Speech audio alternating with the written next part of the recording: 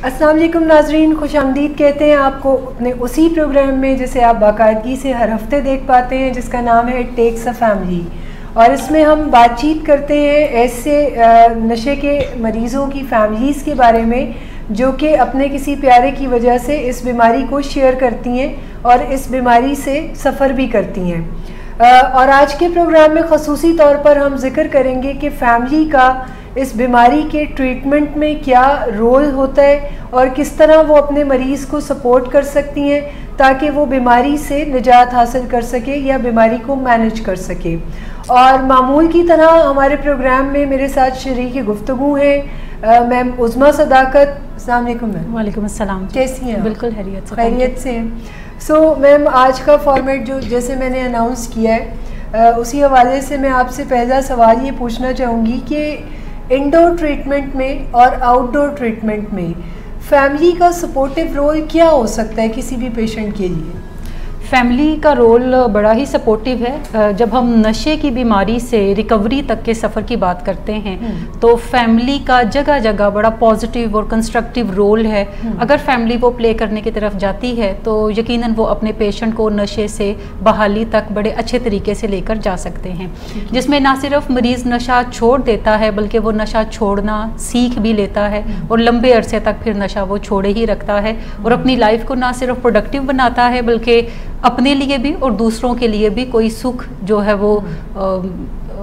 बनाने की तरफ जाता है या अपनी ज़ात को भी वो कोई खुशी देने की तरफ जाता है और इसी तरह दूसरों की ज़ात को भी खुशियाँ देने की तरफ जाता है। जो कि एक्टिव एडिक्शन में नामुमकिन सी बात है, नामुमकिन सी चीज़ ना वो खुद मुतमईन होता है या अपने साथ वो खुद खुश होता है और ना ही फैमिली के साथ वो कोई पॉजिटिव रिलेशन बना पाता है। लेकिन एक बुनियादी चीज़ जो फैमिली के समझने की है कि जब हम नशे की बीमारी से बहाली तक के सफ़र की बात करते हैं तो ये कोई एक जहद मुसलसल है, ये कोई मुसलसल करने वाला काम है, थोड़ा लंबा सफ़र है जिसमें आपको जगह जगह पड़ाव डालने पड़ते हैं और उनके मुताबिक आपको कोई गोल तरतीब देना पड़ता है। ज़्यादातर फैमिलीज़ का ख्याल ये है कि नशा करना और नशा छोड़ देना ये दो ही मसले हैं और यही उनका हल है। जैसे नशा करना एक मसला है तो फैमिली का ख्याल है कि नशा छोड़ देना उस मसले का हल है, लेकिन इस बीच में जो सफ़र है फैमिली उसको एनालाइज नहीं करती, फैमिली उसके लिए कोई प्रिपरेशन नहीं करती, ना ही फैमिली उसके लिए कोई ऑब्जेक्टिव तरतीब देती है जिसको वो हल करने की फिर कोशिश करे।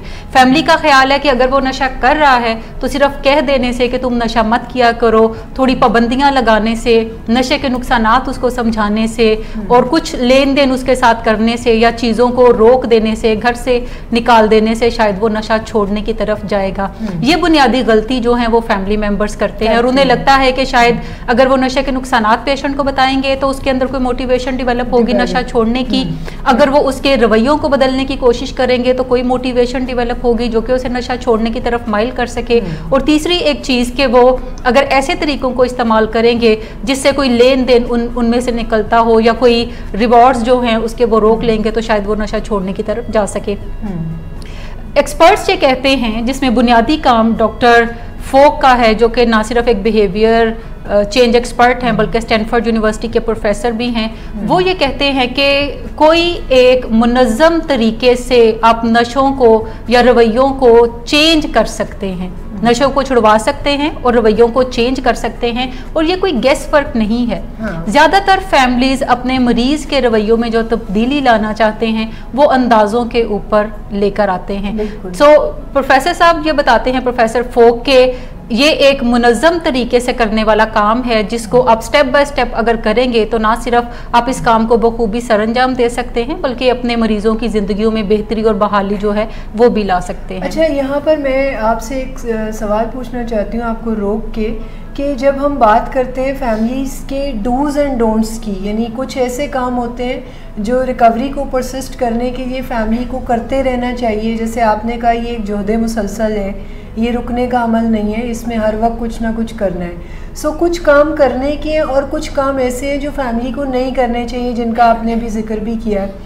तो ये काम किस वक्त करने चाहिए किस वक्त नहीं, यानी मेरा पूछने का मकसद ये है कि ट्रीटमेंट के कुछ दो पार्ट्स होते हैं। एक तो वो पार्ट है जिसमें पेशेंट जो है वो ट्रीटमेंट में डायरेक्ट मौजूद है, यानी इंडोर है, और एक में ट्रीटमेंट एक बज़ाहिर एक चंक कंप्लीट करने के बाद पेशेंट आउटडोर में आ गया है। सो मैं आपसे ये पूछना चाहती हूँ कि ये इंडोर और आउटडोर में क्या फ़र्क है, और दूसरा एक मेन फ़र्क अक्सर अमूमन कहा जाता है कि जहाँ ट्रीटमेंट कंप्लीट होता है वहाँ रिकवरी स्टार्ट होती है। सो ये जो दो टर्म्स हैं, ट्रीटमेंट एंड रिकवरी, इसको आप कैसे डिफाइन करेंगी, इनमें फ़र्क क्या है? अच्छा, इंडोर और आउटडोर इलाज से भी पहले इलाज में अभी पेशेंट आया ही नहीं है तो ये सफ़र बेसिकली वहाँ से शुरू होता है। ठीक है। जिसमें जो फैमिली डिफरेंट अप्रोचेज़ इस्तेमाल करने की तरफ जाती है और फैमिली को वो नहीं करनी चाहिए, क्योंकि वो हमेशा पेशेंट को मज़ीद नशों की तरफ धकेलती हैं बजाय कि उसको रिकवरी की तरफ लेकर आएँ। सो बुनियादी चीज़ जो फैमिली पहली अप्रोच इस्तेमाल करती है, फैमिली ये समझती है कि जो इल्म और महारतें उन्हें नशे का मसला पैदा होने के वक्त उनमें मौजूद थी, वो उसी इल्म और महारतों से बहाली का सफ़र भी पेशेंट को शुरू करवा सकते हैं या उसको नशों से दूर रख सकते हैं। या जैसे उन्हें लगता है कि कोई ख़राब बिहेवियर छोड़ने के लिए फैमिली, जैसे बच्चों को बचपन से डांटा जाता है या पेरेंट्स कुछ थोड़ा बहुत सख्ती करते हैं, तो उनको ये लग रहा होता है कि हम इन्हें डांट डपट करके या थोड़ी सी सख्ती करके तो हम इनकी ये आदत जो है ये छुड़वा लेंगे। तो सबसे पहले काम ये करने का है कि इसको आदत के तौर पे कंसीडर ना किया जाए बल्कि बीमारी के तौर पे कंसीडर किया जाए, बीमारी के तौर पे कंसीडर किया जाए। और बुनियादी अहम चीज़ जो समझने की है कि जब भी हमें कोई ज़िंदगी में मसला पेश आता है तो हमारे इल्म और महारतों का एक लेवल होता है जिसके ऊपर वो मसला पेश आता है। अगर हम ये समझना शुरू कर दें कि हम उसी इल्म और महारतों से उस मसले को हल भी कर सकते हैं तो यह गलत चीज़ है। हमेशा उस मसले को हल करने के लिए हमें अपने इल्म को भी बढ़ाना पड़ता है और हमें अपनी महारतों को भी बढ़ाना पड़ता है। इसकी सादा सी मिसाल आप यूँ समझ लें कि अगर किसी शख्स को ड्राइविंग नहीं आती तो अब वो उसी लेवल पे गाड़ी अगर निकाल के बाहर चलेगा और चाहेगा कि मैं खुद से ही सीख लूँ गाड़ी चलाना, तो वो कैसे सीखेगा? यकीनन वो किसी ना किसी एक्सीडेंट की तरफ जाएगा या ख़राबी की तरफ जाएगा। सो ज़्यादा बेहतर स्ट्रेटजी ये है कि वो कोई बुक ले ले जो ड्राइविंग सिखाती हो या किसी ड्राइविंग स्कूल से रब्ता कर ले जहाँ से वो ड्राइविंग को सीख सके, या किसी ऐसे शख्स से रब्ता कर ले जिसको ड्राइविंग करना ऑलरेडी आती है। सो वो उसके थ्रू स्टेप बाय स्टेप गाड़ी को चलाना सीख लेगा। ठीक है। लेकिन ऐसा नहीं है कि पहले दिन वो गाड़ी में बैठेगा और वो गाड़ी को चला लेगा, बल्कि पहले दिन वो हो सकता है चाबी लगाना सही तरीके से सीखे, फिर वो फर्स्ट गियर पे गाड़ी को चलाना शुरू करेगा जो कि अंडर सुपरविजन होगा, उसके साथ कोई ना कोई उसको सिखाने वाला, कोई इंस्ट्रक्टर या कोई फ्रेंड या कोई फैमिली मेंबर बैठा हुआ होगा। और ग्रेजुअली वो गाड़ी जो है अभी जो घर के आसपास की जगह है या कोई खुला मैदान है जहाँ पे ट्रैफिक जो है वो नहीं है वहाँ पे वो चलाना सीखेगा। और इवेंचुअली फिर एक टाइम आएगा जब वो बाहर रोड्स के ऊपर भी अंडर सुपरविजन गाड़ी चलाना शुरू करेगा। फिर आगे चल के कोई एक एक्सपर्टी का लेवल आएगा जब वो सुपरविजन के बगैर भी अब अच्छे तरीके से गाड़ी को चला सकता है। लेकिन शुरू में उसे थोड़ी हेजिटेशन होती है, वो स्पीड हमेशा स्लो करके चलाता है। फिर जैसे जैसे एक्सपर्टी बढ़ती जाती है तो वो बिला खौफ खतर गाड़ी चलाना शुरू कर देता है। अब उसे गाड़ी चलाने के लिए सोचने समझने की ज़रूरत नहीं पड़ती कि मैं फर्स्ट गियर लगाऊं, मैं सेकंड गियर लगाऊं या मैं थर्ड गियर लगाऊं या मैं क्लच दबाऊं पहले, या मैं जो स्पीड के ऊपर पाँव जो है वो रखने की तरफ जाऊं एक्सीलेटर के ऊपर। सो ये सारी महारत जब उसको आ जाएगी तो अब वो बगैर इन चीज़ों को सोचने समझने के अनकॉन्शियसली वो फ़ोन भी साथ में सुन रहा होगा, वो गाड़ी भी अच्छे तरीके से चला रहा होगा। सो इस पूरे प्रोसेस के दौरान जो चीज़ उसने अपनाई, बेसिकली महारत को इम्प्रूव किया और अपने गाड़ी चलाने के इल्म को भी इम्प्रूव किया। अब जब ये स्किल उसको आ जाती है तो ना सिर्फ वो इस काबिल है कि वो खुद से गाड़ी ड्राइव कर सके जब भी उसको ज़रूरत हो, बल्कि वो बहुत सारे दूसरे लोगों को भी अब गाड़ी चलाना सिखा सकता है। सो पहली अप्रोच जो फैमिली मेंबर इस्तेमाल करते हैं और उन्हें नहीं करनी चाहिए कि अगर आपके घर में नशे का मसला है या कोई भी और मसला है तो हमेशा जो मौजूदा आपकी मालूमात होती हैं वो काफ़ी नहीं होती। मसले को हल करने के लिए अपनी मौजूदा मालूमात में इजाफा करें, गूगल के थ्रू सीखें, किसी काउंसलर से रब्ता करें, कोई बुक आप बाय करें, उसको पढ़ने की तरफ जाएं और उन महारतों में भी इजाफा करें जो उस मसले को हल करने के लिए ज़रूरी है। बल्कि ये तो एक साइंस है ना चूँकि, और साइंस में डेली बेसिस पे रिसर्चेज हो रही हैं, तो आप अपने उस नॉलेज को जो आपने अटेन कर ली है आप इसको इम्प्रोवाइज़ भी कर सकते हैं। जैसे हम लोग भी सीख रहे हैं, हम काम करने के बावजूद भी इस फील्ड में, तो बड़ी एक सादा सी बात है जो बाजुकात मुझे बड़ा हैरान करती है कि अगर किसी लड़की को बिरयानी बनानी नहीं आती तो वो बड़ा एक सादा सा रास्ता चुनती है, अपनी किसी सहेली को फ़ोन करती है जिसको बड़ी अच्छी बिरयानी बनानी आती है, या वो अपनी किसी खाला को फ़ोन करती है जिसकी बिरयानी घर भर में और पूरे ख़ानदान भर में मशहूर है, उनसे फ़ोन पे वो रब्ता करती है और बिरयानी बनाना सीखती है, या वो कोई कुकिंग शो देखती है और बिरयानी बनाना सीखती है, या वो कोई जुबैदा आपा की किताब ले आती है और बिरयानी बनाना सीखती है। लेकिन उसी बच्ची को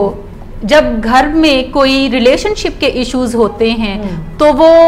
किसी ऐसे एक्सपर्ट से रब्ता नहीं करती जो कि उसको मसले का हल बता सके, वो किसी ऐसे शख्स से रब्ता नहीं करती, अपने फैमिली मेंबर से भी जिसके ख्याल में वो बड़े समझदार हैं और उन्होंने इस तरह के मसाइल को अच्छे तरीके से सॉल्व किया हुआ है। सो वो हमेशा अपने ज़ाती तजर्बात के मुताबिक अपने टोटकों से उन चीज़ों को हल करने की कोशिश करेगी। इसी तरह जब नशे का मसला आता है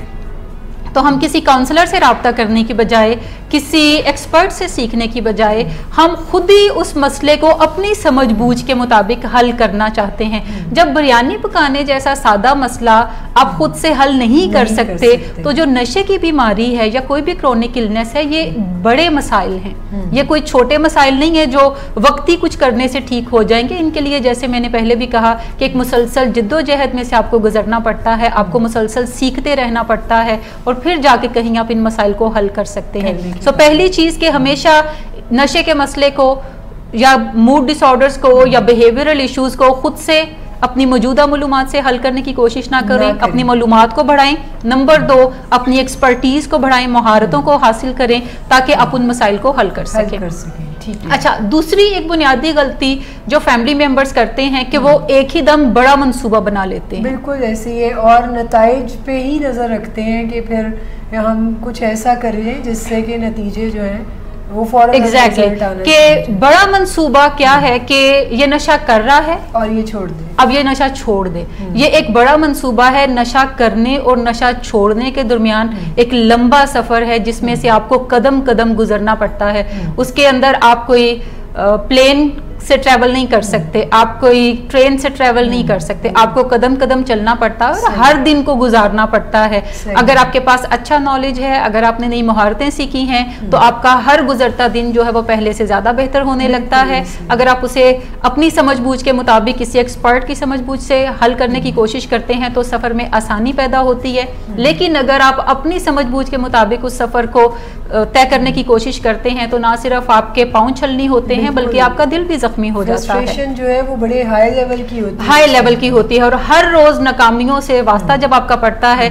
तो ज्यादातर लोग फिर इस सफर को छोड़कर वापसी का सफर इख्तियार करना शुरू कर देते हैं और वो अपने पेशेंट को मजीद नशों में धकेलते तो नहीं है, लेकिन अगर वो अपनी जिंदगी वैसे जी रहा है तो वो परेशान जरूर बैठ के होते हैं लेकिन कोई अमली कदम वो उसके लिए नहीं उठाते। बल्कि जो नीम किस्म की मैनेजमेंट है ये तो और भी ज्यादा हार्मफुल है कि हार्मफुल आप एक चीज को छेड़ चुके हैं, एक जख्म को आप छेड़ चुके हैं मगर आप प्रॉपर वे में उसको हील नहीं कर रहे तो और ना ही आप उसके लिए कोई तगदो कर रहे हैं। सिर्फ दूर बैठ के दुखते रहना या साथ वाले कमरे में बैठ के रोते रहने से ये मसला हल नहीं होगा। सो साइंस ये कहती है कि किसी भी बड़े मंसूबे को जब आप हासिल करना चाहते हैं या कोई बड़ा गोल बनाते हैं तो पहले उसको छोटे छोटे हिस्सों में डिवाइड कर दें। अगर आपका गोल ये है कि आपका पेशेंट नशा कर रहा है और आप चाहते हैं कि वो नशा छोड़ दे तो इस बड़े गोल को छोटे छोटे हिस्सों में तकसीम करें और आपका पहला गोल जो है वो ये होना चाहिए कि किस तरह आप अपने पेशेंट को राजी करके इलाज में ले जाते हैं। दूसरी एक इम्पॉर्टेंट चीज ये है कि जैसे आपका गोल आप अपना छोटा बनाते हैं तो हर गोल का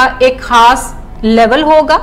यानी छोटा गोल जब आप स्प्लिट करेंगे उस गोल को अचीव करने के लिए आपको खास महारतें चाहिए। ऐसा नहीं है कि आपने अगर अपने मरीज को रजामंद करके इलाज में लाने में कामयाबी हासिल कर ली जिसको हम फैमिली इंटरवेंशन कहते हैं और आपने फैमिली इंटरवेंशन को सीखा और आपका मरीज अब इलाज में आ गया तो आपकी छुट्टी हो गई। नहीं, बल्कि ऐसा नहीं है, एक नए प्रोसेस में आप बल्कि अब इलाज में जैसे मरीज आ जाता है तो अब इंडोर इलाज का मरहला जो है इसका गोल है कि आप अपने मरीज के साथ ऐसी क्या चीजें करें जहां पे आप नई महारतों को अगेन सीखते हैं, क्योंकि फैमिली इंटरवेंशन जो है उसका काम जब खत्म हो गया तो उनमें से कुछ महारतें तो आप आगे इस्तेमाल कर सकते हैं, जैसे असर्टिवनेस है, जैसे कॉन्वर्सेशन है, लेकिन फैमिली इंटरवेंशन की जो पर्टिकुलर महारत है अब उसका आगे कोई काम नहीं है, ये वहीं तक थी, वो गोल अचीव हो गया। अब आप नई चीजें सीखते हैं कि अब आप अपने पेशेंट को इलाज में रहने पर कैसे मोटिवेट कर सकते हैं। इलाज में लाने की मोटिवेशन फैमिली इंटरवेंशन के थ्रू आप पैदा करते हैं,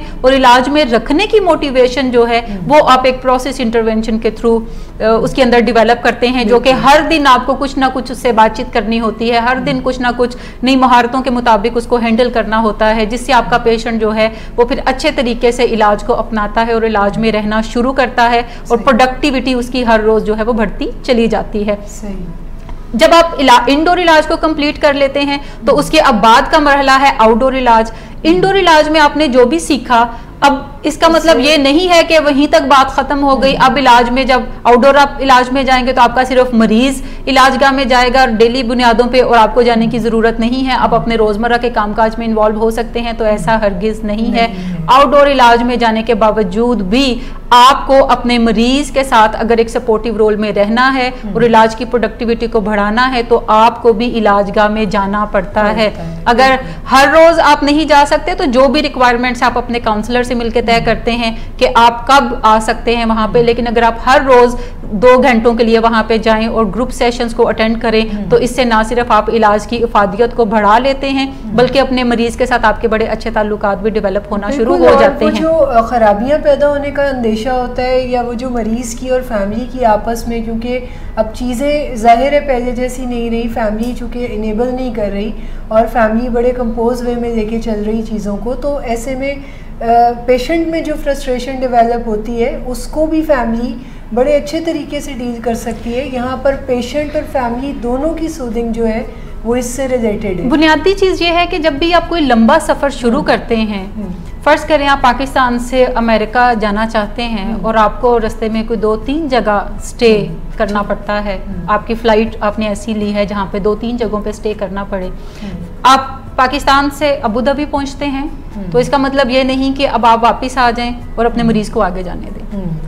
वहां तक का जो आपने टिकट था वो वहीं तक खत्म हो गया। अब आप जो बोर्डिंग पास है आपके पास ऑलरेडी मौजूद है कि अबू धाबी से आप पेरिस तक कैसे पहुंचेंगे। जब आप पेरिस तक पहुंचते हैं तो अब इसका मतलब ये नहीं कि अब आप वहीं से वापसी का सफर इख्तियार करें, अपने मरीज को आगे जाने दें, बल्कि अब पेरिस से अब न्यूयॉर्क तक की जो ट्रेवल है आप उसमें देखते हैं कि क्या मैंने आज ही जर्नी करना है या मैं एक दिन रुकूं यहाँ पे और फिर मैं जाऊं, अगर आपके पास वहां का वीजा है। सो आप उसके मुताबिक भी प्लान तरतीब देते हैं, लेकिन हर पड़ाव के साथ एक खास गोल है, उसका एक खास जर्नी है, उसका एक खास ड्यूरेशन है और फिर उसके मुताबिक आप आगे सफर जो है वो तय करते हैं। पाकिस्तान से अगर आप लाहौर से ट्रेवल करें तो दुबई आप 4 घंटों में पहुंच जाते हैं, लेकिन अमेरिका अगर आपने डायरेक्ट फ्लाइट लेनी है या अमेरिका जाना है तो हो सकता है इस पूरे जर्नी में आपको 37 आवर्स लगें, 36 आवर्स लगें या 24 आवर्स लगें या 27 आवर्स लगें। सो हर पड़ाव के साथ आपके सफ़र का कुछ हिस्सा ख़त्म होता है लेकिन फिर अगला सफ़र शुरू भी हो जाता है। नशे की बीमारी जब डेवलप हो जाती है तो इलाज में आना पहला पड़ाव है, फिर दूसरा पड़ाव है इलाज इंडोर जो है उसका कंप्लीट होना। जब वो 100 डेज का आप कंप्लीट कर लेते हैं तो अब फिर तीसरा पड़ाव है कि आउटडोर इलाज में फर्स्ट 100 डेज जो काफ़ी क्रूशल होते हैं उनको अच्छे तरीके से अपने पेशेंट को सपोर्ट करना कि वो अच्छे तरीके से उनको गुजार सके। इलाज के अंदर जो मुश्किलात होती हैं, फैमिली आमतौर पे ये समझती है कि सिर्फ नशा करने से ही मुश्किलात होती हैं, बल्कि बहुत सारी मुश्किलात का ताल्लुक जो है वो नशा छोड़ने से भी है। सो बहाली की मुश्किलात जो हैं वो हमेशा आउटडोर इलाज में जाके ही पेशेंट फेस करता है, इंडोर में वो नहीं फेस करता। इंडोर का जो गोल है वो पेशेंट की एक्यूट मैनेजमेंट करना, यानी उसके विड्रॉल को मैनेज करने में हेल्प देना, पेशेंट को एजुकेट करना, उसके डिनाइल मैनेजमेंट के ऊपर काम करना, और तीसरा जो इंपॉर्टेंट गोल है कि पेशेंट को आउटडोर इलाज के लिए प्रिपेयर करना। ये 3 मकासद जो हैं वो आप इंडोर में अचीव करते हैं और इंडोर के बाद जब आउटडोर का इलाज शुरू होता है अब उसके और मकासद हैं जो कि आपने आउटडोर में जाके ही अचीव करने हैं, वो आप इंडोर में नहीं कर सकते।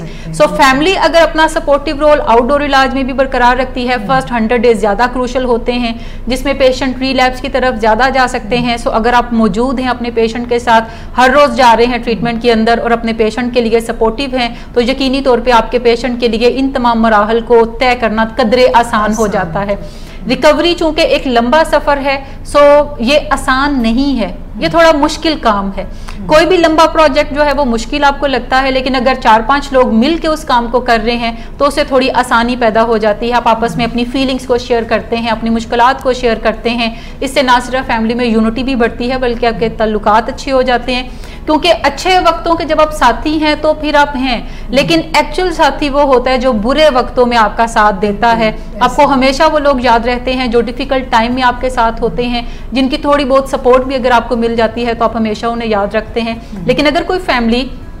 अपने मरीज के मुश्किल दिनों में जो कि आउटडोर इलाज में उसके होते हैं, उसमें अगर फैमिली साथ रहती है, इंडोर में साथ रहती है और इलाज में उसको लाने में, उसकी मर्जी बनाने में कामयाबी हासिल करती है, तो यकीनी तौर पे ये एक ऐसा गिफ्ट है रिकवरी का जो कि किसी भी मरीज के लिए सबसे बेहतरीन चीज़ है जो कि ज़िंदगी में उसके साथ होती है। और ये रिश्ते जो पहले से इतने शानदार होते हैं, जब हम रिकवरी के बीच में इन रिश्तों के साथ डील करते हैं तो इसमें वैल्यू भी ऐड हो जाती है और ये रिश्ते और ज़्यादा मुस्तहकम और खूबसूरत हो जाते हैं। बिल्कुल। दूसरी चीज़ ये है कि किसी भी बड़े मंसूबे को मत चुने।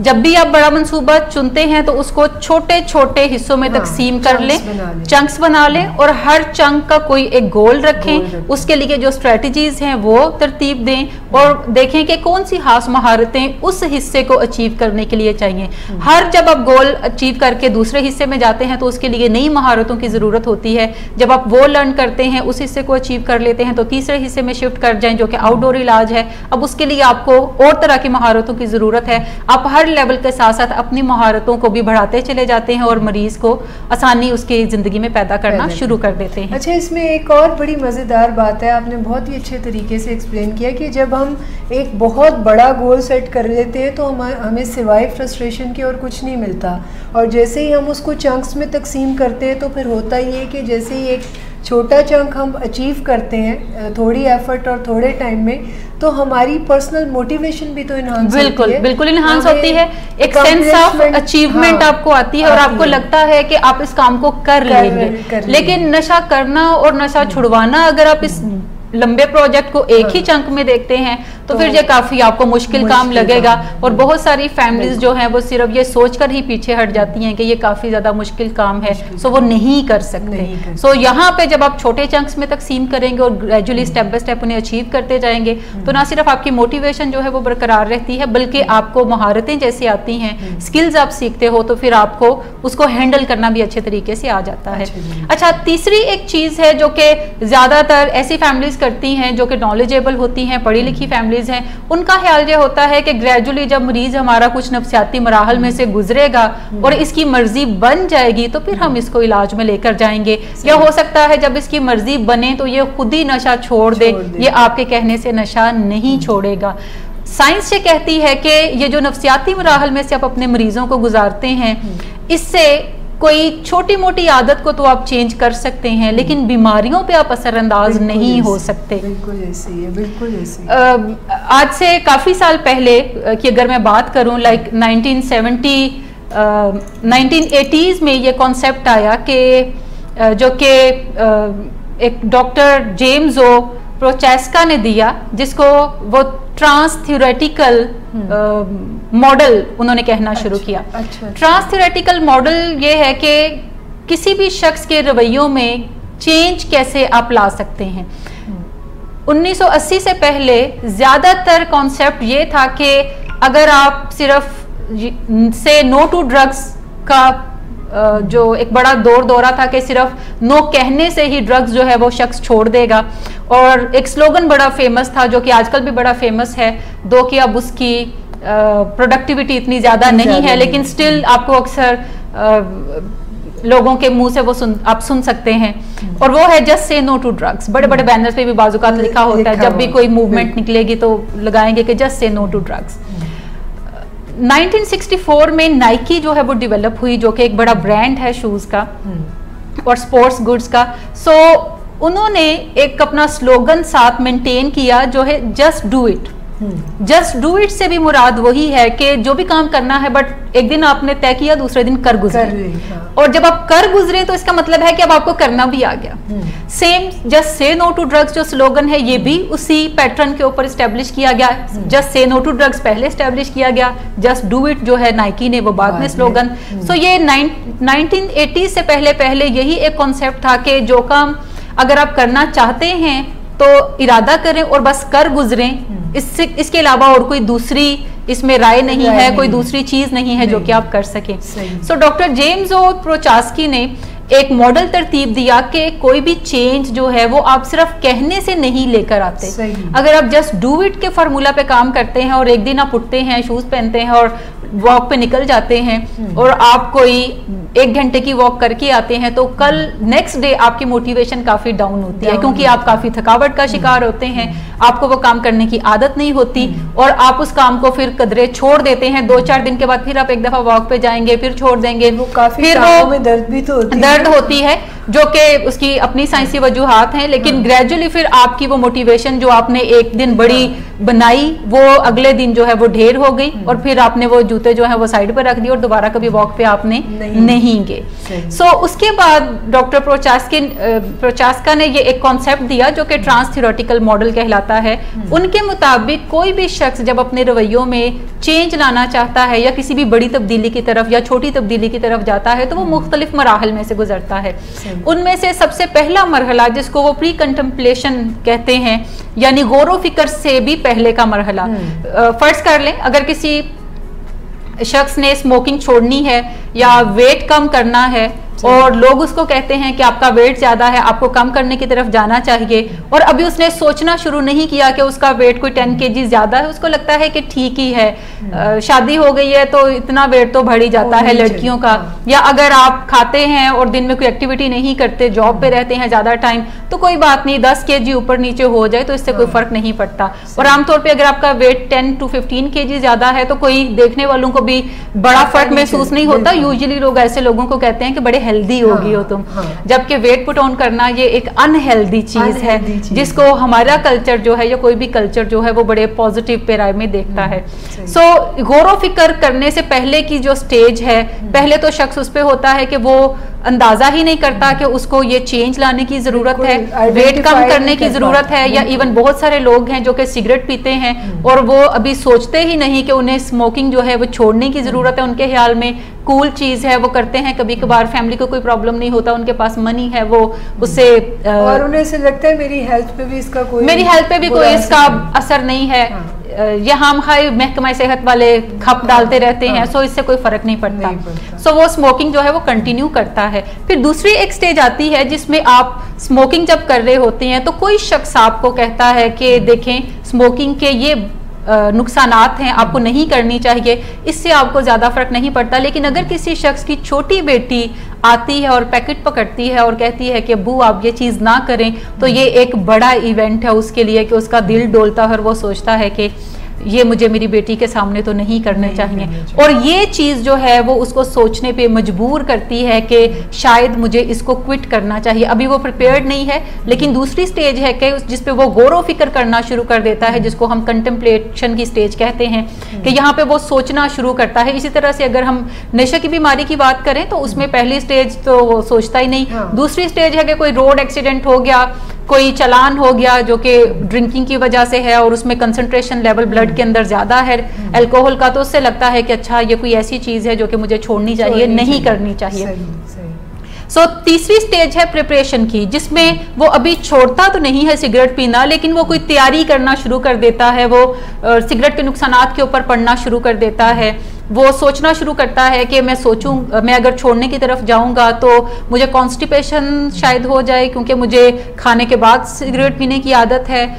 मैं अगर छोड़ूंगा तो मुझे एंग्जाइटी ना हो जाए, अगर हुई तो फिर मैं क्या करूंगा। सो कुछ तैयारी वो करना शुरू कर देता है। हो सकता है अगर अभी वो सिगरेट पी रहा है तो वो साथ में कुछ वॉक जो है वो करना शुरू कर दे ताकि थोड़ी हेल्थ जो है उसकी बेहतर होने की तरफ जाए, थोड़ा एंग्जाइटी उसको कम करने में वो चीज हेल्प दे। चौथी स्टेज है एक्शन की, जिसकी उसके अंदर वो अब सिगरेट के अंदर कुछ तब्दीलियां लाना शुरू कर देता है। अगर वो 20 सिगरेट पीता है दिन के, तो वो कोई 15 पीने की तरफ जाएगा, ग्रेजुअली उसको रिड्यूस करने की तरफ जाएगा, और हर दिन वो कुछ ना कुछ एक्शन ले रहा होता है। वॉक करना शुरू कर देगा जिससे उसकी एंग्जाइटी मैनेज हो, या वो अपने खाने पीने की चीजों को कुछ मैनेज करना शुरू कर देगा ताकि उसके लिए स्ट्रेस लेवल जो है वो भी रिड्यूस उसका हो, एंग्जाइटी भी मैनेज हो, एंग्जाइटी भी उसकी मैनेज हो, पानी वो ज्यादा पीना शुरू कर देगा। सो कुछ चीजें वो कर रहा होगा, या तो वो किसी एक्सपर्ट से वो चीजें किसी एक्सपर्ट को भी सर्विसेज उसकी हायर कर सकता है, या वो कोई किताब पढ़ के कर सकता है, या वो किसी से मशवरा करके जो है वो इन चीजों के ऊपर कोई अमली कदम उठाना शुरू कर देगा।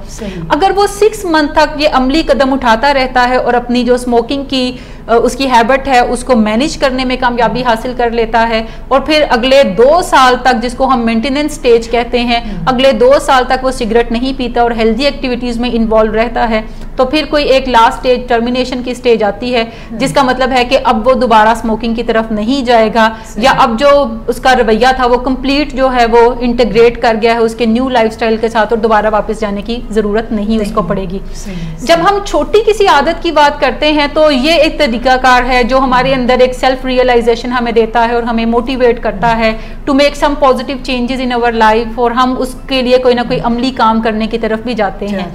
जब हम एडिक्शन की बात करते हैं और इसी पे राय में उसको देखते हैं कि कोई खुद ही एनालाइज करे, खुद ही चीज़ों को बेहतर बनाने की तरफ जाए और वो खुद ही छोड़ दे, खुद ही चीज़ें कर ले, या खुद ही किसी काउंसलर से रब्ता कर ले, तो कोई रैशनल बात ही नहीं है। ये रैशनल बात नहीं है, क्योंकि रैशनल इसलिए नहीं है, नशे की बीमारी में जहां पेशेंट का जिस्म मुतासिर होता है उससे भी ज्यादा उसका ब्रेन मुतासिर होता है। अब यूं समझें कि उसका ब्रेन नशे की बीमारी हाईजैक कर लेती है, जिसमें पेशेंट के सोचने समझने की सलाहियतें हैं वो खत्म होने की तरफ जाती हैं। वो चीज़ों के अंदर तफरीक नहीं कर सकता कि उसके लिए फ़ायदा मंद क्या चीज़ है और नुकसानात क्या चीज़ है। वो हमेशा अभी मैं कर लेता हूँ, अभी अगर मेरी फिजिकल सिम्टम्स जो कि विड्रॉल की होती हैं उसको होना शुरू हो जाता है जब वो नशा नहीं करता, अभी अगर मैनेज हो जाएंगी तो मैं कल तो फिर छोड़ ही दूंगा, मैं परसों तो फिर छोड़ ही दूंगा, मैं ईद से तो छोड़ ही दूंगा, मैं न्यू ईयर के ऊपर तो छोड़ ही दूंगा, मैं अपनी बर्थडे पे तो अपने आप को गिफ्ट करूंगा कि मैं नशा छोड़ दूं।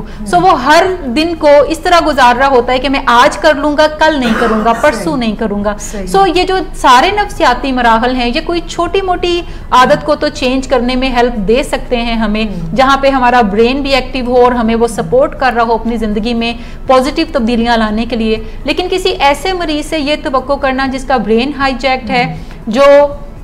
कंस्ट्रक्टिव अभी सोच नहीं सकता, जिसका इमोशनल ब्रेन ज्यादा ओवर एक्टिव है, जो सोचने वाला ब्रेन है वो उसको सपोर्ट नहीं कर सकता, तो ये चीजें आप यूं समझें कि ये काफी हमें देर की तरफ ले जाती हैं। सो ये नफ्सियाती मराहल जिनमें से यूजुअली लोग ये कंसिडर करते हैं कि खुद ही किसी की मर्जी बने, खुद ही कोई चेंज होने की तरफ जाए, ये एक मुश्किल काम है और कभी भी मरीज इन चीजों की तरफ नहीं बढ़ते, जा सकता ही नहीं, वो एबिलिटी ही नहीं है, एबिलिटी नहीं है। बिल्कुल एक मुहतात अंदाजे के मुताबिक अमेरिका में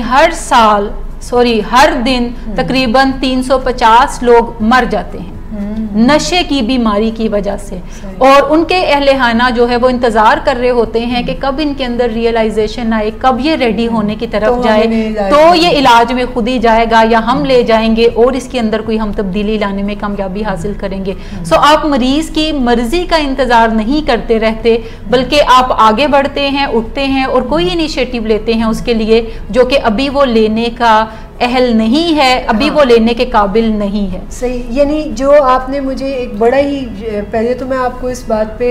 थैंक यू कहूँगी कि आपने एक बहुत बड़ा इशू जो है, जो अक्सर हमारे व्यूवर्स भी पूछ रहे होते हैं कि स्मोकिंग की हैबिट है या कोई ऐसी हैबिट है जिसे हम कवर करना चाहते हैं, आपने बड़े ही खूबसूरती से उसका हमें एक वे ऑफ हैंडलिंग बताया है। और उसके बाद मैं इस नतीजे पे पहुंची हूँ कि जो काम कोई इंसान अपने साथ कर सकता है किसी छोटी मोटी आदत के लिए, वो काम फिर यहाँ पर जिम्मेदारी आयद होती है फैमिली के ऊपर। उन तमाम बीमारियों में जहाँ पे ब्रेन जो है वो इन्वॉल्व है, जहाँ पे ब्रेन हाईजैक्ड है, इवन अगर हम मूड डिसऑर्डर्स की बात करते हैं तो ब्रेन हाईजैक्ड है, वहां पे भी फैमिली को कोई इनिशिएटिव लेना होता है जो सेहतमंद ब्रेन रखते हैं या जिनका ब्रेन हम कह सकते हैं कि कंपैरेटिवली पेशेंट से ज्यादा सेहतमंद है। इसी तरीके से जो डिफरेंट नफ्सियाती बीमारियां हैं उन तमाम में अहले खाना जो है वो कोई ना कोई इनिशिएटिव लेने की तरफ जाएंगे। अगर आप मरीज की तरफ देखेंगे कि वो कोई ऐसा इनिशिएटिव अपनी लाइफ में ले तो ये बड़ी देर हो जाएगी और आप फिर अपने आप को पछताता हुआ ही पाएंगे कि काश हम वक्त पे कुछ कर लेते। बहुत ही शानदार गुफ्तगू आपने की है और यहाँ पर मैं अपनी ऐसी तमाम फैमिलीज़ को एड्रेस करके ये चीज़ बताना चाहूँगी कि ट्रीटमेंट की रिस्पॉन्सिबिलिटी अगर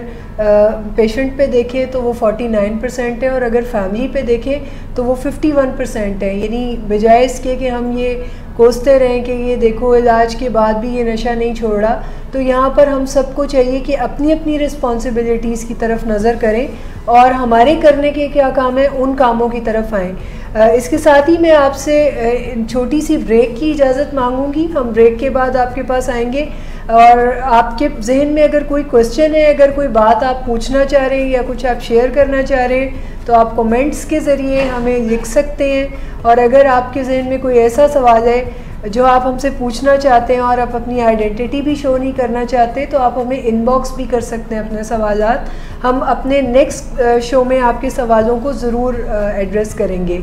इसके साथ ही ब्रेक के लिए इजाज़त दीजिएगा और ब्रेक के बाद ज्वाइन ज़रूर कीजिएगा।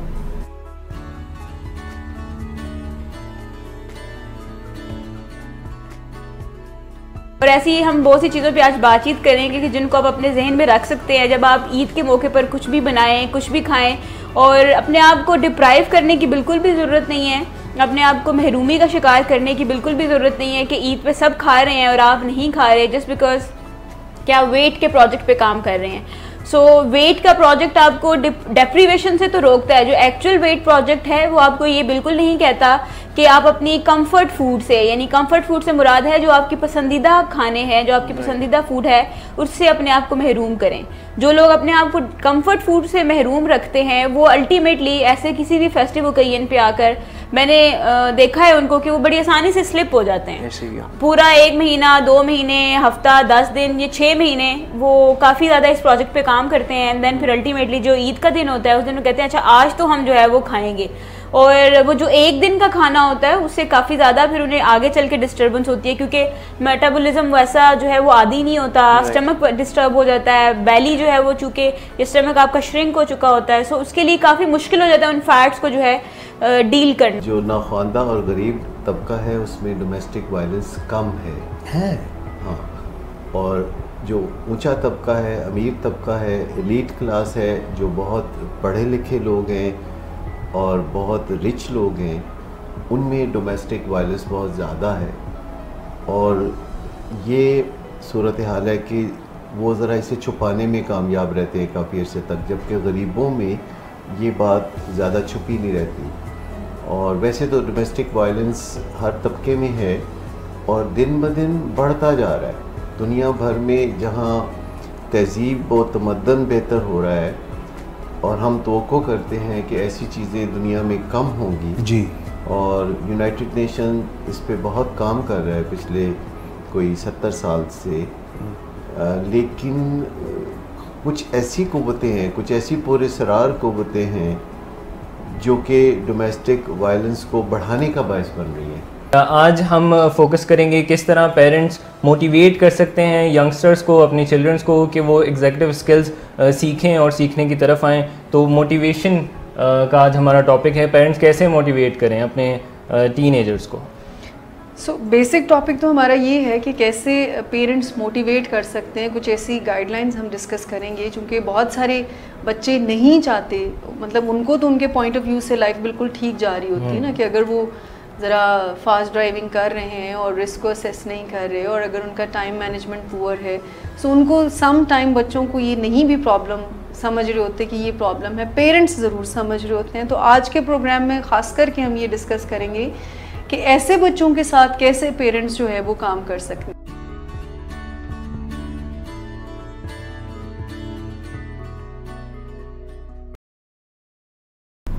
वेलकम बैक नाजरीन। ब्रेक पे जाने से पहले हम आपके साथ गुफ्तगू कर रहे थे और उसमें हम आपको ये बता रहे थे कि ऐसी कौन सी चीज़ें हैं जो फैमिली को नहीं करनी चाहिए और ऐसी कौन सी चीज़ें हैं जो कि करने से एडिक्शन की डिज़ीज़ जो है वो रिकवरी की तरफ जाएगी। सो मैम, हम अपनी गुफ्तगू को आगे बढ़ाते हैं। अभी तक आपने हमें कुछ चीज़ें ऐसी बताई हैं जो फैमिली को नहीं करनी चाहिए या जिनका कोई ऐसा बड़ा फ़ायदा नहीं है, जो इतनी अप्रोप्रिएट छोटा भी फायदा नहीं, हाँ, छोटा बड़े के साथ साथ छोटा भी फायदा नहीं है। ये आपके मरीज को ज्यादा नशों की तरफ धकेलती है और आपकी जो मोटिवेशन या आपकी जो पोटेंशियस है उसको वो वेस्ट करती रहती है। बिल्कुल। सो मजीद ऐसी क्या चीज़ें हैं जो हमें नहीं करनी चाहिए? अच्छा, इसके अलावा फैमिली का ज़्यादातर ये ख्याल होता है कि ड्रग करना कोई उसकी चॉइस है,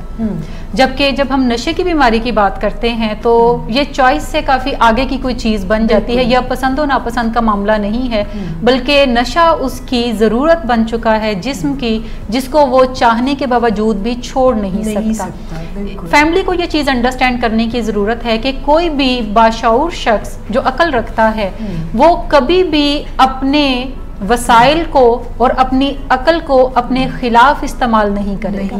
लेकिन अगर मरीज अपने वसाइल को और अपनी अकल को अपने खिलाफ इस्तेमाल करता हुआ नजर आता है तो इसका मतलब है कि वो अब इस काबिल नहीं है कि वो अपने लिए कोई बेहतर फैसला कर सके, अपने लिए कोई बेहतरी की राह सोच सके।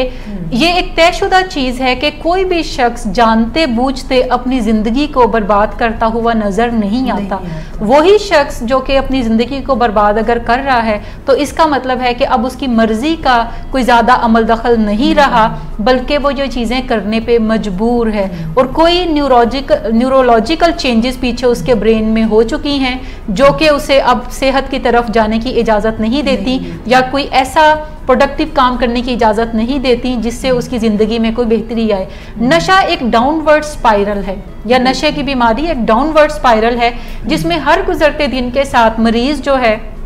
वो ऐसी चीजें, ऐसी जस्टिफिकेशन अपने आप को देता और दूसरों को देता हुआ सुनता है जिससे उसकी जिंदगी बर्बादी की राह पे मजीद आगे ही आगे बढ़ती चली जाती है। उसे एहसास भी नहीं होता, उसे एहसास होता है बहुत आगे चल के। पहली चीज के एहसास बहुत देर से होता है। एहसास जब होता है तो वो उसके लिए बहुत सारी ऐसी वजूहात तलाश कर लेता है कि मेरी फैमिली ने मुझे कभी प्यार नहीं दिया, मेरी फैमिली अगर मुझे सही समझती, उन्होंने कभी मुझे समझा नहीं, मेरे बॉस ने मुझे जॉब से निकाल दिया, मेरी बीवी मुझे छोड़कर चली गई, मेरे बच्चे मुझसे अच्छा सलूक नहीं करते। सो ये जितनी भी वजूहात मरीज अपने नशा ज्यादा करने की बताता है, ज्यादातर ये वजूहात जो हैं बेसिकली उसके नशे करने का नतीजा होती है, जिसको वो ब्लेम गेम के थ्रू अपने आप को जस्टिफाई करता रहता है कि अगर वो ये ना करते तो मैं आज इन हालों में ना होता, अगर वो मुझे इस तरह से घर से ना निकालते तो मेरी हालत इतनी खराब नहीं होती। सो फैमिली को ये अंडरस्टैंड करने की जरूरत है कि जब कोई नशे में अपनी जिंदगी बर्बाद कर रहा होता है तो ये कोई उसकी मर्जी की बात नहीं होती। आप समझ जाएं कि उसकी मर्जी बीमार हो चुकी है और उसकी बजाय आपको कोई इनिशिएटिव अब लेने की जरूरत है। बिल्कुल, ये बीमारी ही मर्जी की बीमारी है कि जिसमें मर्जी अब चल नहीं रही। Exactly. अगर कहा जाए कि दुनिया की हर बीमारी जो है वो आपकी मर्जी नहीं देखती, जैसे कैंसर के किसी भी पेशेंट से पूछे तो उनकी मर्जी नहीं होती कि उनको कैंसर जैसा मौलिक मर्ज हो जाए। या उसको छोड़े, हम छोटी सी बात करें, अगर हमें खांसी आती है तो हमारा दिल कब चाहता है कि हम खांसी करें? बिल्कुल, ये कोई पसंद और नापसंद की बात नहीं है। बीमारी जो है इसे आने के लिए किसी वीजे की जरूरत नहीं होती, इसे आने के लिए आपकी परमिशन की जरूरत नहीं होती। ये जेनेटिक डिजीजेस होती हैं, जो भी क्रॉनिक इलनेसेस हैं, आपके जीन्स में इसकी प्रोडिस्पोजिशन मौजूद होती है। लेकिन जब भी आप नशा करते हैं तो ये बीमारी जो है आपके जिस्म में जो ऑलरेडी मौजूद है ये उभर कर सरफेस पे आ जाती है। तो फिर जो भी इस बीमारी की सिम्टम्स हैं वो हर एक के अंदर अपीयर होंगी जो भी उस बीमारी में मुब्तला है। अच्छा, पांचवी एक और अप्रोच जो कि फैमिली मेंबर्स इस्तेमाल करते हैं कि बाज़ औक़ात वो कोई चीज़ें उससे वापस ले लेते हैं, उनमें कमी रिवॉर्ड्स में जो दे रहे होते हैं, जैसे पॉकेट मनी अगर दे रहे हैं तो उससे कहेंगे कि पॉकेट मनी तुम्हारी बंद हो गई, अब जाओ जो करना है करो। सही। या फिर उसके साथ कुछ लेन देन करने की कोशिश करते हैं कि अगर तुम पैसे लेना चाहते हो तो फिर तुम फलां चीज़ें हमारे लिए करोगे, जिनमें से एक चीज़ है कि तुम नशा नहीं करोगे। वो कहते ठीक है मैं नशा नहीं करता, नशा वो छोड़ नहीं सकता, सो वो जो चोरी छुपे फिर नशे करने की तरफ जाता है, या वो कोशिश करता है कि अगर वो घर नशा लेकर आया है तो रात को इस्तेमाल करे या ज्यादातर बाथरूम के अंदर इस्तेमाल करे। फैमिली कहती है कि कि बाथरूम में बड़ा टाइम लगाना इसने शुरू कर दिया है, लेकिन हमारी बातचीत हो चुकी है कि नशा ये नहीं करेगा, इसलिए हम अब उसे पॉकेट मनी अलाउ करते हैं। सो फैमिली कभी कुछ चीज़ों को रोकती है, कभी कुछ उसे देने की तरफ जाती है, और फैमिली भी कंफ्यूज होती है कि फैमिली को नहीं पता कि क्या चीज़ें करे, अपने अंदाजों के मुताबिक जो उन्हें समझ आता है कि शायद ये टेक्निक अब काम करे वो उसे अपनाते हैं। फिर कुछ अरसे के बाद लगता है कि ये टेक्निक कारगर नहीं है तो कोई और टेक्निक वो अपने ही किचन टेबल सॉल्यूशंस जो है वो देना शुरू कर देते हैं। सो ये भी अप्रोचेस जो हैं वो काम नहीं करती। नशे की बीमारी आप यूं समझें कि किसी जगह अगर कोई आग लगी हुई है और अगर आप कभी एक तरफ से उसे बुझाने की कोशिश करते हैं और कभी फिर दूसरी तरफ से बुझाने की कोशिश करते हैं और कभी तीसरी तरफ से बुझाने की कोशिश करते हैं, तो उसका नतीजा ज्यादा फैलने की सूरत में ही निकलेगा। जब कहीं पे आग लगी होती है तो चारों तरफ से उसको घेरा जाता है, चारों तरफ से फायर फाइटर्स जो हैं वो अपना काम जब इकट्ठे होके करते हैं तो ग्रेजुअली वो मरकज की तरफ जाते हैं और जाके मरकज में जहाँ पे आग होती है उसको खत्म करने में कामयाबी हासिल करते हैं। सो फैमिली ये जो डिफरेंट अप्रोचेज अपने गेस्ट वर्क के थ्रू अपना रही होती है, बेसिकली वो फैमिली को कलेक्टिवली किसी एक मुनज़्ज़म तरीके से करने की ज़रूरत है। सो ये 5 अप्रोचेज़ हैं जो कि फैमिली को नहीं करनी चाहिए, और फैमिली ये तमाम अप्रोचेज़ को बेसिकली शॉर्ट टर्म मोटिवेटर के तौर पर यूज़ करती है कि इससे शायद इनका मरीज़ जो है वो नशा छोड़ दे और बहाली की तरफ आ जाए। सो ये शॉर्ट टर्म मोटिवेशन तो कभी आपको कुछ बेहतर नतीजा निकलता नज़र आएगा। पेशेंट 2-4 दिनों के लिए नहाना शुरू कर देगा, कपड़े बदलना शुरू कर देगा, जिससे आपको लगेगा कि अब हालात बिल्कुल ठीक हो गए, मामलात ठीक हो गए। वो आपको प्रॉमिस करता हुआ नजर आएगा कि अब मैं नशा नहीं करूंगा, और आपको लगता है कि अब इसने अगर कहा है तो 2-4 दिन वो साफ सुथरे कपड़े पहन के नजर आता है, टाइम पे घर आ जाता है, तो आपको लगता है मसला हल हो चुका है। ऐसे मसाइल हल नहीं होते, बल्कि नशे की बीमारी से जो रिकवरी तक का सफ़र है ये एक थोड़ा लंबा मंसूबा है जिसमें हर रोज़ आपको कुछ ना कुछ चीज़ें करनी पड़ेंगी।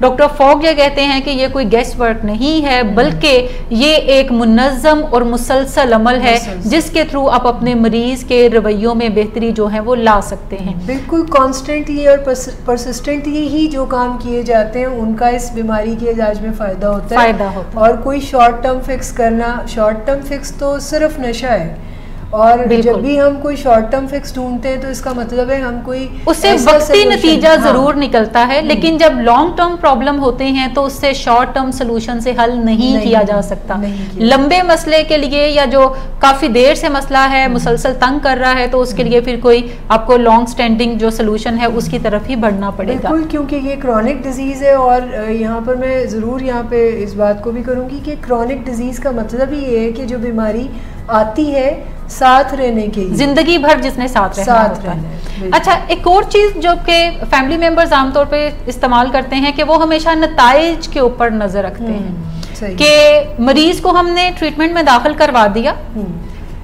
हम 2-4 दिन जाके मिले उससे, हमने देखा, प्रोफेशनल्स ने जो हमें कहा वो हमने किया, या हम रेगुलरली उससे मिलने जाते रहे, प्रोफेशनल्स ने जो कहा हमने किया। अब जब मरीज घर आ गया है तो अब हम सुकून से बैठेंगे और देखेंगे कि अब ये क्या करता है।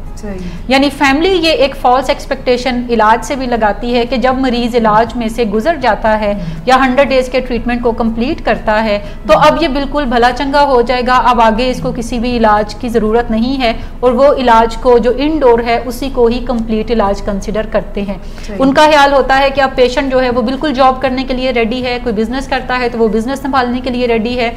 उसकी शादी अब फौरन कर देनी चाहिए या उसको हज उम्रे पे भेज देना चाहिए ताकि वो रिलैप्स की तरफ ना जाए। सो ये जो नताइज पे नजर रखना है ये भी फैमिली के लिए काफी प्रॉब्लम क्रिएट करता है। साइंस ये कहती है कि आप नताइज पे नजर रखने की बजाय उन रवैयों पर नजर रखें जिससे नताइज हासिल होंगे। इसको अगर हम एक छोटी सी मिसाल लें कि जैसे क्रिकेट के मैदान में जब भी कोई बैट्समैन जो है वो स्कोर बोर्ड पे नजर रखता है तो उससे नतीजा क्या निकलता है, उसको एक मोटिवेशन डेवलप होता है ना कि मैंने एक स्कोर बढ़ा के आगे चलना है। लेकिन क्या उसकी जो फोकस है वो स्कोर बोर्ड पे होना चाहिए या अपनी गेम पे होना चाहिए? बिल्कुल गेम पे होना चाहिए, क्योंकि वो परफॉर्म तो गेम में करेगा ना, गेम में करेगा। तो स्कोर बोर्ड देखने के लिए बहुत सारे तमाशाई जो हैं, हाँ। हजारों की तादाद में बैठे हुए हैं, कमेंटेटर्स बैठे हुए हैं जिनकी नजरें स्कोर बोर्ड पे हैं। बैट्समैन जो कि क्रीज के ऊपर खड़ा है उसकी नजर जो है वो अपनी आने वाली अगली बॉल पे होनी चाहिए कि मैं क्या शॉट लगाऊंगा, बॉल कैसी आ रही है और मुझे क्या शॉट लगाना है जिससे मैं कोई छक्का लगा सकूं या चौका लगा सकूं या कम से कम अपने आप को आउट होने से बचा सकूं। बल्कि मैंने अक्सर नोटिस किया है कि अगर बैट्समैन की नज़र स्कोरबोर्ड पे चली जाए या उसको पता चल जाए कि मैं 50 के करीब हूँ या मैं सेंचुरी के करीब हूँ, तो उसकी परफॉर्मेंस बड़ी ख़राब हो जाती है, क्योंकि उसको ये लगने लगता है कि ऐसा ना हो कि मैं इस पॉइंट ऑफ स्कोर तक पहुँचने से पहले ही मैं आउट हो जाऊँ। और वो प्रेशर बिल्ड कर लेता है अपने ऊपर। बिल्कुल, और आपने देखा होगा कि बहुत सारे लोग जो हैं वो 50 के करीब पहुंच के आउट हो जाते हैं और ज्यादातर जो प्लेयर्स हैं वो हमेशा 99 के ऊपर आउट हो जाते हैं, क्योंकि एंजाइटी का लेवल बहुत ज्यादा बढ़ जाता है। सो प्लेयर की नजर हमेशा स्कोर बोर्ड की बजाय आने वाली नेक्स्ट बॉल पे होनी चाहिए कि वो उस पे कैसा शॉट लगाएगा जिससे उसको जो है वो वाह वाह मिलेगी या अप्लॉज जो है वो ग्राउंड से आता हुआ नजर आएगा। इसी तरीके से जो फैमिली है उनकी नजर इस नतीजे पर कि मरीज का जब इलाज हो जाएगा तो ये क्या करेगा, उसकी बजाय हर गुजरने वाले दिन में अपने रवैयों पर और मरीज के रवैयों पर होनी चाहिए कि हम ऐसा क्या करें जिससे आज के दिन हम अपने मरीज में 0.5% की जो बेहतरी है उसको ला सकें और अगले दिन हम ऐसा क्या करें जिससे 0.5% बेहतरी जो है वो उसके अंदर मजीद आए और ग्रेजुअली हम कैसे अपनी रिट जो है वो हर गुजरते दिन के साथ साथ इस्टेब्लिश करना शुरू करें, ताकि जब पेशेंट इलाज इनडोर को कंप्लीट करके आउटडोर इलाज में शिफ्ट हो तो कम से कम हम इतना मोटिवेट उसको कर सकें कि वो अपने आउटडोर इलाज में जाना शुरू करे रेगुलरली और उसको मेंटेन भी करना शुरू करे। हमारी इतनी कम से कम बीइंग फैमिली मेंबर रिट जरूर इस्टेब्लिश हो जानी चाहिए कि जब हम उसको नेक्स्ट इलाज आउटडोर के लिए कहें तो वो हमारी मर्जी के ऊपर जो है वो चलना शुरू हो जाए। बिल्कुल। सो ये बुनियादी चीज जो है फैमिली को करने की जरूरत है। लेकिन जब फैमिली रॉन्ग एक्सपेक्टेशंस लगाती है, फॉल्स तवक्कुआत की तरफ जाती है, तो उसका नतीजा अमूमी तौर पे फिर रिलैप्स की सूरत में ही निकलता है। रिकवरी जो है एक्चुअली ये शुरू ही ट्रीटमेंट खत्म होने के बाद होती है ऑफिशियली। इसका स्टार्ट जो है वो इनडोर ट्रीटमेंट जब खत्म हो जाता है और पेशेंट आउटडोर इलाज में शुरू होता है तो अब रिकवरी स्टार्ट जो है वो वहीं से ही होगा। मरीज ने जो भी स्किल्स इनडोर के अंदर लर्न की हैं, अब नेट प्रैक्टिस उसकी कंप्लीट हो चुकी है, अब उसने ग्राउंड में जाकर खेलना शुरू करना है। यहीं पे ही उसे क्रेविंग्स होंगी तो उसने जो क्रेविंग्स मैनेज करने के लिए चीजें सीखी, अब वो उसको स्किल अप्लाई करने का मौका मिलेगा। कभी बेहतरी से वो कर लेगा, कभी थोड़ी नाकामी को फेस करना पड़ेगा। सो ऐसी सूरत में अगर फैमिली का सेफ्टी नेट मौजूद है तो वो उनसे चीजें शेयर कर सकता है, वो अपनी वीकनेसेस शेयर कर सकता है, वो अपने काउंसलर से राब्ते में होता है तो वो चीजें शेयर कर सकता है। बिल्कुल। और जहाँ पे मरीज की जो पर्सनल कैपेबिलिटी है या जो उसने लर्निंग की है, अगर वो उसका समटाइम साथ नहीं दे रही है और बीमारी हावी होने की कोशिश कर रही है, तो ऐसे में फिर फैमिली का रोल है कि फैमिली उसे वो सोशल सपोर्ट प्रोवाइड करे कि अगर पर्सनल मोटिवेशन नहीं है तो ऐसे में फिर सोशल सपोर्ट या फिर एनवायरमेंटल सपोर्ट से बीमारी को डील किया जा सके। ये हमें समझ लेना चाहिए कि इनडोर इलाज कंप्लीट होने के बाद हमारा मरीज कोई इब्ने बतूता नहीं बन जाता, बिल्कुल। वो कोई अरस्तु नहीं बन जाता, वो कोई अफलातून नहीं बन जाता। वो एक मरीज है, एक आम इंसान है जिसकी जहनी सलाहियतें अच्छी हैं, लेकिन फिलहाल उसका ब्रेन जो है वो उसकी फेवर में वो यूज नहीं कर सकता। सो ऐसी सूरत में आपको काफी सारी जिम्मेदारी जो है वो उठानी पड़ती है बीइंग फैमिली मेंबर, ताकि आप उसको स्टेप बाय स्टेप उनमें से लेकर जा सकें। डॉक्टर फोक जो एक 3 स्टेप मॉडल देते हैं जो कि रवैयों में बेहतरी की तरफ ला सकता है, मैं उस पर बात करना चाहूंगी कि फैमिली करे क्या। जो पहले हमने चीजें बताई वो डोंट्स हैं कि फैमिली को नहीं करने चाहिए, उसकी साइंटिफिक हमने रीजनिंग दी कि उसके वजूहात क्या हैं कि फैमिली उन चीजों की बजाय दूसरी चीजें करने की तरफ जाए। नाउ डूज के ऊपर आते हैं कि ऐसे कौन से काम हैं जो कि इनडोर इलाज में रहते हुए या अभी उनका पेशेंट अगर घर के अंदर है और इलाज में नहीं है तो वो कौन सी ऐसी चीजें हैं जो कि उन्हें करनी चाहिए, और अगर उनका मरीज आउटडोर इलाज में है तो तब भी ऐसी कौन सी चीजें हैं कि वो करते रहें। नंबर 1 है कि सबसे पहले वो ये जान लें कि वो चाहते क्या हैं और ऐसे कौन से रवैये हैं जो कि उनको उस गोल को अचीव करने में हेल्प देंगे बड़ा क्लियरली कि गोल क्या है उनका और वो कौन से रवैये अपनाएं जिससे उनका गोल अचीव होता हुआ नजर भी आए। इसकी सादा सी मिसाल ये है कि अगर आप सफर पे निकलना चाहते हैं तो सबसे पहले आपको पता होना चाहिए कि मैंने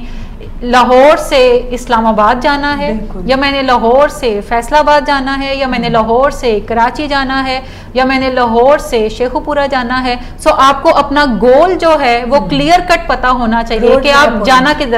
किधर चाहते हैं, गोल क्या है। फिर आप देखते हैं कि कौन सा रोड मैप मैं यूज करूंगा, कौन सा रास्ता मैं इख्तियार करूंगा तो मैं कम वक्त में या सहूलत के साथ वहां पर चला जाऊंगा। फिर आप देखते हैं कि मोड ऑफ ट्रांसपोर्टेशन मेरा क्या होगा,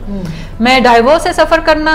करूंगा, मैं अपनी गाड़ी लेकर जाऊंगा, मैं ट्रेन से जाऊंगा, मैं प्लेन से जाऊंगा। सो आपका मोड ऑफ ट्रांसपोर्टेशन क्या होगा। फिर आप ये भी देखते हैं कि अगर आप अपनी गाड़ी से जा रहे हैं तो क्या आप लाहौर से इस्लामाबाद जाते हुए रास्ते में किसी जगह पे रुकेंगे चाय कॉफी के लिए,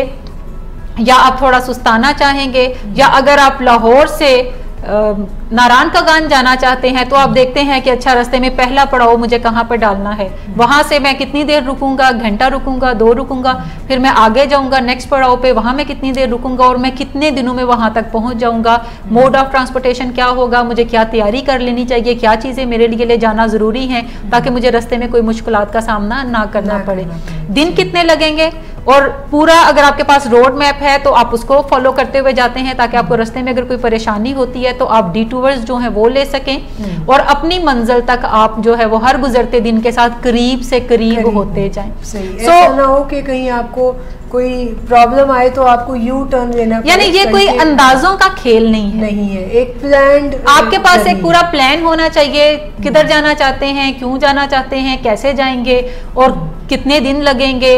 रास्ता कौन सा अपनाएंगे, और आप हर गुजरते दिन जो है वो आप उसके करीब ही पहुंचते जाएंगे। और साइंस की ब्लेसिंग्स है कि साइंस हमें वो रोड मैप फराहम करता है। एग्जैक्टली जब हम नशे की बीमारी से रिकवरी की बात करते हैं तो ये भी कोई अंदाजों का खेल नहीं है। आपका मरीज कोई पहला ऐसा मरीज नहीं है जो कि रिकवरी में जा रहा है और आप अंदाजों के मुताबिक उसको लेकर जाना चाहते हैं। साइंस ये कहती है कि पिछले 75 सालों में हजारों से लाखों की तादाद में मरीज जो है वो नशे की बीमारी में गए और रिकवरी का सफर उन्होंने तय किया। बाजुकात मुश्किलात आई, वो रीलैप्स हुए और फिर उन्होंने अपने कपड़े शपड़े झाड़े और उठकर दोबारा से अपनी रिकवरी के सफर को तय करना शुरू कर दिया। अगर हजारों और लाखों मरीज ऐसा कर सकते हैं तो फिर आपका मरीज भी अच्छे तरीके से कर सकता है। एडिक्शन जो है ये एक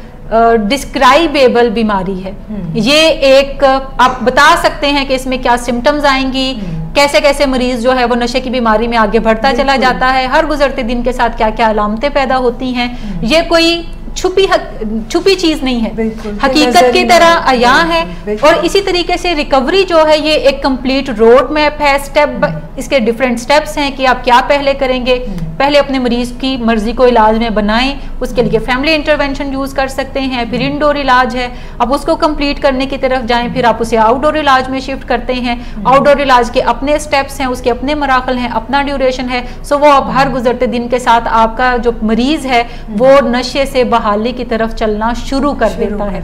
ये कोई मैजिक वॉन्ड नहीं है, एकदम आप करके ये चीजें नहीं कर सकते, बट स्टेप बाय स्टेप आप अपने मरीज को हर गुजरते दिन के साथ बड़े अच्छे तरीके से सेफ्टी से आप उसको लेकर जा सकते हैं। सो पहली चीज जो करने की है कि आपको अपना गोल पता होना चाहिए और ये पता होना चाहिए कि कौन से ऐसे रवैये हैं जिसके थ्रू आप अपने मरीज को नशे से बहाली की तरफ लेकर जा सकते हैं। जो ऑलरेडी डिफाइंड प्लान है, सिर्फ उस पर आपको चलने की जरूरत है। दूसरी इंपॉर्टेंट चीज है कि इन तमाम स्टेप्स को कॉम्प्लिकेट ना करें, ज्यादा फिलोसफीज में ना जाएं, इसको फलसफियाना तौर पे हल करने की तरफ ना जाएं, बल्कि इनको आसान और सादा स्टेप्स में तकसीम कर दें। सिंप्लिसिटी ही चेंज को डेवलप करती है, सिंप्लिसिटी ही चेंज को डेवलप करती है। और अगर हम बात करें फर्स्ट स्टेप की कि हमें पता होना चाहिए, तो मैं चंद चीजें बता देती हूँ कि पेशेंट अगर आपका इंडोर इलाज में है और इंडोर इलाज को कंप्लीट करके जब आउटडोर इलाज में जाता है तो नंबर 1 उसे अपने आउटडोर ग्रुप्स जो है वो अटेंड करने चाहिए। अगर वो AA मीटिंग्स में जाता है या NA मीटिंग्स में जाता है तो वहां जाना चाहिए। नंबर 2 उसका अपने काउंसलर से राब्ता डेली बेसिस पे होने की जरूरत है, ठीक। नंबर 3 कि उसे अपना रिकवरी से मुतालिक, नशे की बीमारी से मुतालिक, रीलैप्स से मुतालिक लिटरेचर भी पढ़ते रहने की जरूरत है ताकि वो अपनी बीमारी के रवैयों को पहचानता रहे और उसे अपने अंदर आइडेंटिफाई कर सके। जब भी कोई डिनाइल वाली चीज उसके सामने आती है या कोई रीलैप्स ट्रिगर जो है वो उसके सामने आता है तो वो उसे आइडेंटिफाई कर सके। नंबर 4 कि जो लाइफ स्किल्स हैं वो उसके ऊपर भी काम करता रहे ताकि वो अपनी जात के अंदर जो है वो भी बेहतरी लाने की तरफ जाए। जैसे वो एग्जीक्यूटिव स्किल्स लर्न कर सकता है, 7 हैबिट्स सीख सकता है, 6 मोस्ट इंपॉर्टेंट डिसीजंस जो किसी भी टीनेज को बनाने की जरूरत है वो अपनी जिंदगी में बनाने की तरफ जा सकता है, लाइफ स्ट्रेटजीज सीख सकता है। सो कोई ना कोई लाइफ स्किल्स का जो प्रोग्राम है वो हम वक्त उसके ऊपर काम करता हुआ नजर आने की तरफ जाए ताकि वो उस ट्रैक से बिल्कुल ही आउट ऑफ ट्रैक जाने के लिए बिल्कुल, ताकि वो अपनी रिकवरी के साथ जुड़ा रहे, अपनी इलाजगा के साथ जुड़ा रहे। अगर वो इन चीजों के साथ जुड़ा रहता है तो फिर वो रीलैप्स की तरफ एक दूर का सफर जो है वो पढ़ना शुरू कर देता है। लेकिन अगर कोई पेशेंट ये सोचता है कि सिर्फ ये प्लान कि वो नशा नहीं करेगा ये रिकवरी के लिए काफी है तो यकीनन ये रिकवरी के लिए काफी प्लान नहीं है। आपके पास रिकवरी का कोई सॉलिड प्लान होना चाहिए। जो चंद चीजें मैंने आपको बताई, अगर आपका मरीज हर रोज उनके ऊपर काम करता है तो यकीनी तौर पर वो रिकवरी में हर गुजरते दिन के साथ आगे बढ़ने की तरफ जाएगा। दूसरी चीज मैंने बताई कि ये सिंपल जो मैंने स्टेप्स बताए हैं इसको कॉम्प्लिकेट ना करें। 5-6 चीजें हैं जो कि रेगुलर बुनियादों पे आपके मरीज को करने की जरूरत है, इसको सिंपल ही रखें और 1 डे एट अ टाइम के कॉन्सेप्ट पे चलें। यानी हर रोज मुझे आज का दिन अपने आप को नशे से महफूज बनाने के लिए ये 4-5 चीजें करनी है। इसके अलावा और मुझे कोई ज्यादा 8-10 जो चीजें हैं वो ऐड करने की जरूरत नहीं है। तीसरी चीज के कुछ रिकवरी के ट्रिगर्स भी बनाएं। डॉक्टर फोक जी कहते हैं कि जब आप कुछ ट्रिगर्स को बना लेते हैं तो वो किसी भी रवैये को मेंटेन करने में आपको काफी ज्यादा सपोर्ट देते हैं। यूजुअली हम सारे ही लोग, चाहे हम ये कहें कि हम जो चाहते हैं बस मैं वही करूंगा, जो मेरी मर्जी है, लेकिन हम ह्यूमन नेचर है कि हम कंफर्म होना चाहते हैं, सोशल जो रिस्पॉन्सिबिलिटीज हैं उनको एक्सेप्ट करना चाहते हैं, उनसे बिलोंग करना चाहते हैं, किसी एक फैमिली के साथ जुड़ना चाहते हैं, किसी एक सोसाइटी से बिलोंग करना चाहते हैं। सो अपने घर में जो सोशल नॉर्म्स हैं वो रिकवरी से मुतल्लका बना लें। और वो सोशल नॉर्म्स क्या हैं? एक्टिव एडिक्शन ये कहती है कि खामोशी इख्तियार करें, सिक्रेसी में रहें, और रिकवरी कहती है कि बातचीत करें, आपस में मसाइल को डिस्कस करें, रिस्पेक्टफुली अच्छे तरीके से डिस्कस करें। रिकवरी ये कहती है कि किसी को मत बताएं कि मैं नशा कर रहा हूँ, सॉरी एडिक्शन ये कहती है। रिकवरी ये कहती है कि जो आपके अपने प्यारे हैं, जो आपके राज को महफूज रखेंगे, उनको बता दें कि आप नशे की बीमारी में मुब्तला हैं और अब आप रिकवरी के लिए कोशिशें कर रहे हैं। सो आपने कोई नए सोशल नॉर्म्स जो हैं वो भी डेवलप करने हैं। फिर रिकवरी के जितने भी काम है कि मैं बुक पढ़ने की तरफ जाऊं या मैं रिकवरी से मुतल्लिका लिटरेचर पढ़ूं, तो उससे पहले अगर आप कोई ट्रिगर चूज कर लेते हैं तो आपके लिए अगला काम करना जो है वो आसान हो जाता है। शुरू में मरीजों को इलाजगाह में आने में थोड़ी दुश्वारी होती है क्योंकि उनका भी ख्याल होता है कि मैंने कंप्लीट कर लिया, मैंने समझ लिया, मुझे समझ आ गई कि अब मुझे नशा नहीं करना चाहिए तो मैं नहीं करूँगा, तो मैं वहाँ क्यों जाऊँ। सो हमें कोई ना कोई ट्रिगर अपनी एक्टिविटी को मेंटेन करने के लिए रखना चाहिए। जैसे अगर आप वॉक की आदत अपनाना चाहते हैं तो आसान आपके लिए ये है कि आप अपने जूतों को बिल्कुल अपने डोर जो अपने कमरे का दरवाजा है उसके पास रखें, जैसे काम से वापस जाएं जूते पहने और वॉक के लिए थोड़ी देर के बाद निकल जाएं। लेकिन अगर आप ख्याल ये करते हैं कि जूते पिछले किसी वार्डरोब में आपने रखे हुए हैं, अपना ड्रेस भी उधर ही रखा हुआ है और आप जाएंगे और आप वॉक करने निकलेंगे तो ऐसा मुमकिन नहीं होगा। सो रिकवरी की जितनी भी एक्टिविटीज हैं उसके साथ कोई ना कोई ट्रिगर जो है वो अटैच करें। वो ट्रिगर किसी फोन कॉल की सूरत में हो सकता है, वो ट्रिगर ये हो सकता है कि मैं रात का खाना खाने के फौरन बाद वॉक पे निकल जाऊंगा। जैसे ही आप खाना खाएंगे तो फौरी तौर पे अगला जो काम आप करने की तरफ जाएंगे वो आपकी वॉक होगी।